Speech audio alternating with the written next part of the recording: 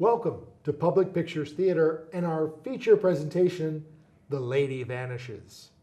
The plot of The Lady Vanishes was actually inspired, according to the director Alfred Hitchcock, by a story he heard of an Englishwoman who fell ill while staying in a Paris hotel in France. Her daughter was sent by horse to find a doctor, and when she returned, her mother was gone. Everyone had denied ever seeing her. When she went to the room, the wallpaper had been changed, as had the sheets. The Englishwoman had apparently died of the bubonic plague while her daughter was gone. The hotel managers didn't want anyone to find out because it would mean the entire city would have to be evacuated. Towards the beginning of the film, you'll notice that Michael Redgrave's character Gilbert sings a familiar tune while hiding in Iris's washroom. This song is actually called Colonel Bogey March and was famously used in Bridge on a River Kwai in 1957. This same tune was used in 40 other films, including Spaceballs and The Breakfast Club.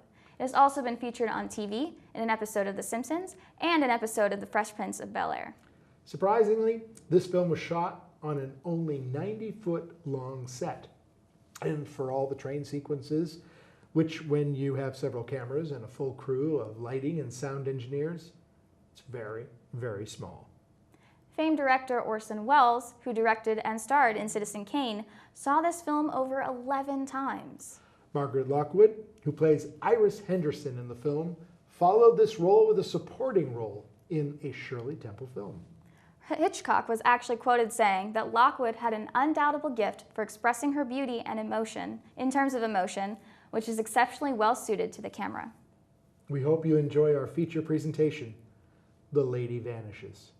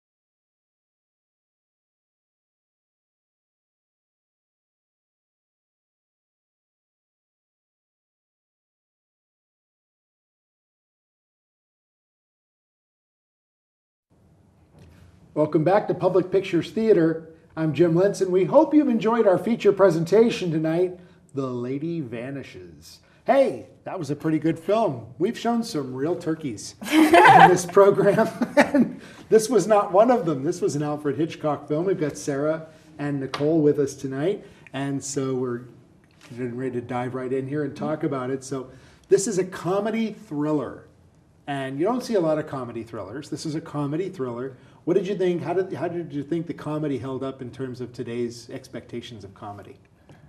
I honestly really enjoyed this. Like, I found myself like talking to my computer when I was watching it. And what were you saying? I was like, what are you talking about? Her name is written right there. And just the fact that they kept missing all of the evidence, I was just like yelling at the characters. And that's when I was like, I'm really enjoying this film. You really enjoyed it? Compared to the other one we had to watch, this one was great. Which other one now did you watch? That was Plan 9 from Outer Yep. Space, all right? We had Hercules against the Moon Men, and that was a pretty big turkey, and Santa Claus Conquers the Martians. But this is in a different class. What did you think? I loved it. I thought that comedy was really elevated. I think comedies nowadays, I don't want to bash them, but I'm not a big fan of them. I think they kind of pander to the lowest common denominator for comedy, and I felt like this was super British humor. Like, I thought it was really funny and very elevated, and I really appreciated that. Very subtle, and it was very witty. And it was like a lot of wordplay too, and I thought that was funny. And did you like the two cricket guys who were trying to get to the cricket match? Yeah. And how they set that up very early on. They were really desperate to get to this cricket match, and it really played into the plot of the film. We're going to talk about that a little bit later, how everyone on the train has a different agenda, which drives the way they react to this woman who's in desperate need. So what's your favorite character in the film? I love Gilbert. I love Gilbert because he was kind of like a complete like butt to Iris in the beginning because he was making all the noise and like they hated each other, but then he kept getting more lovable throughout, and then you really like need to love him at the end. He was really charming, and at the end, he was epic. Yeah. I'm going to climb on the outside of the train now. Yeah. At the beginning, I'm going to run around my room making a lot of noise. And he's like, I don't like you. And then at the end, they're like, oh, you're really cool, and I want to marry you. And yeah, and you bought it. yeah. Because I was Oh, sort of absolutely. like, you can't go with that guy. You got to go with this guy. You got to go with Gilbert. He's awesome. What did you think? Who's your I favorite loved character? Gilbert. I really liked Miss Froy though because I loved when she was running out of the train. She was just running through the trees, and I was like, that's so awesome. I really liked that. I thought she was a strong female character for not even being in the film very long. No, like yeah. at the start, she very much established her character as a very strong female character. She was very friendly and caring, but then you find out she's the spy, and it's a totally different kind of character than you'd expect to come from this nice, cute little old lady, and she's running from gunfire, and I love it. Yeah, and she like runs knowingly Yeah, into the gunfire. yeah, And has no doubt, evidently, that she's has a chance at least. I mean, she has him memorize the tune. yeah. But at the same time, she's like, I'll make it. And we're not. And when you see her at the end, I mean, I was glad to see her at the end, but I wasn't shocked to see her No. at the end. I was like, yeah, she'd make it. She was fine. She Yeah. was going to totally make it. Yeah. So yeah, I agree. I like the two cricket guys. I think they're really necessary to keep this thing rolling along.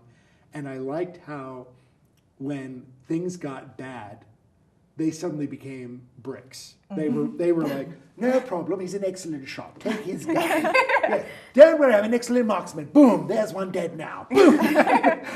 They were great. I was like, wow, these guys are funny. They keep the story moving. They gave us something to watch and layer all the way through. And yet, here's this poor woman running around saying, I've lost my friend, I've lost my friend. And they're like, don't say anything. We missed the cricket match. Couldn't have that. Well, that was really great. So when Miss Foy goes missing, what was your first thought?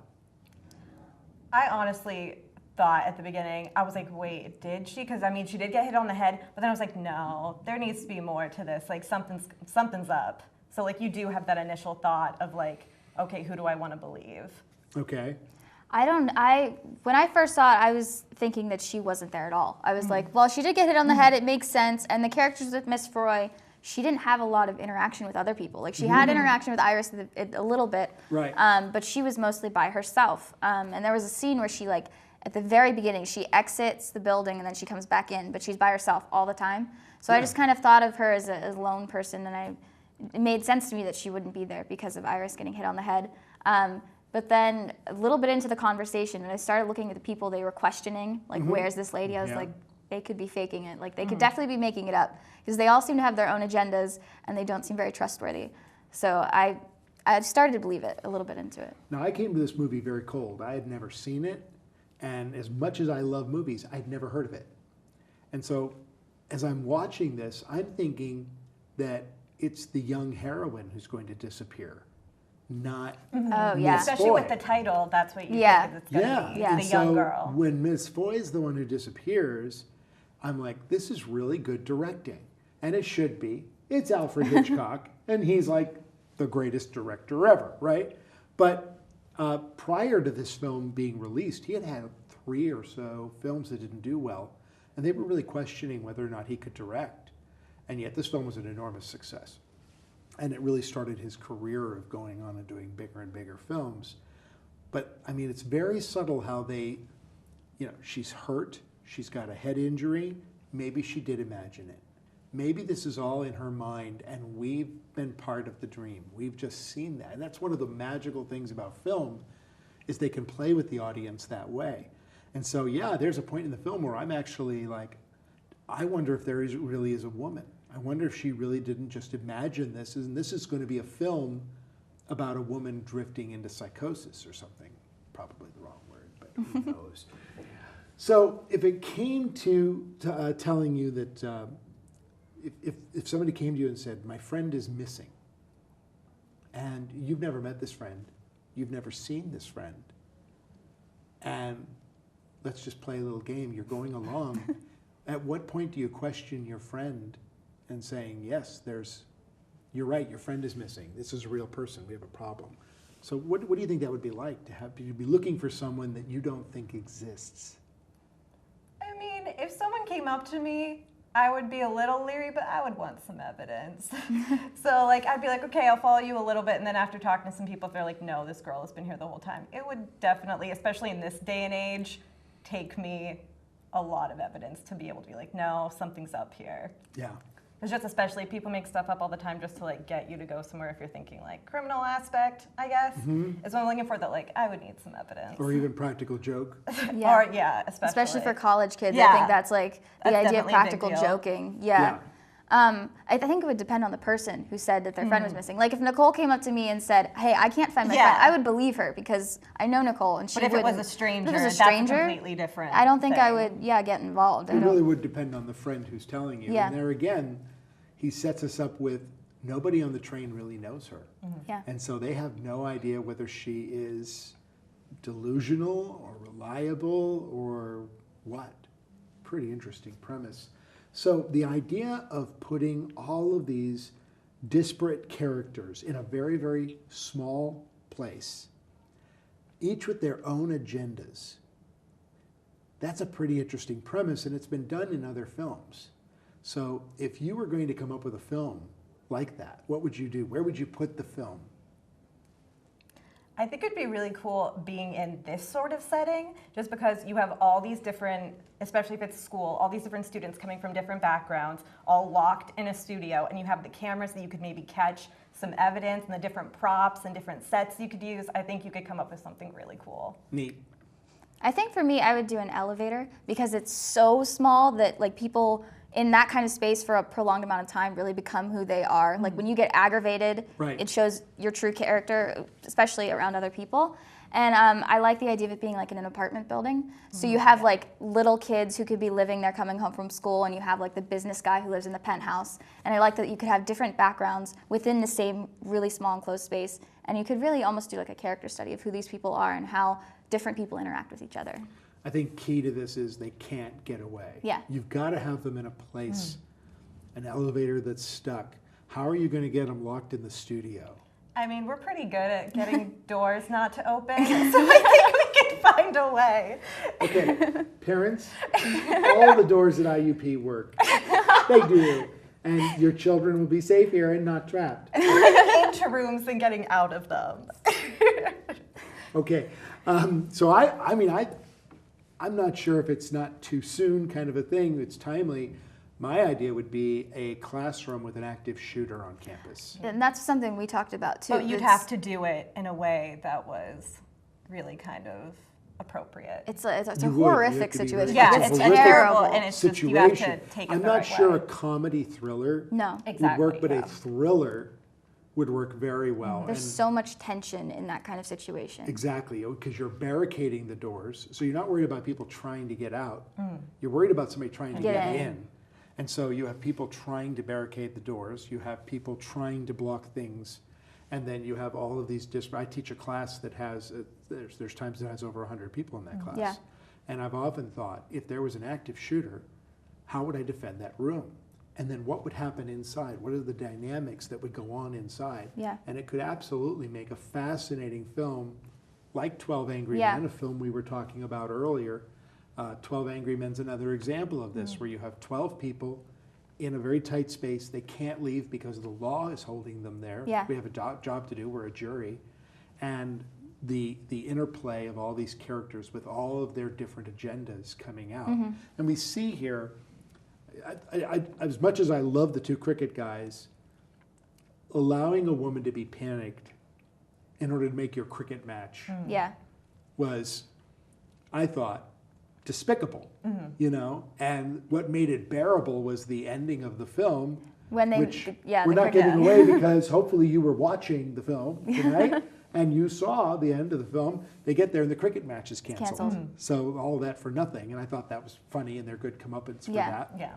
But, you know, all these people who are lying for various reasons and saying, yeah, I don't know whether you're telling the truth or not, and no, I don't remember seeing this woman. Yeah. Wow. So anyway, the last question I want to ask. Where's Nicole? Who's Nicole? Nicole, she was sitting here. We were just talking to her?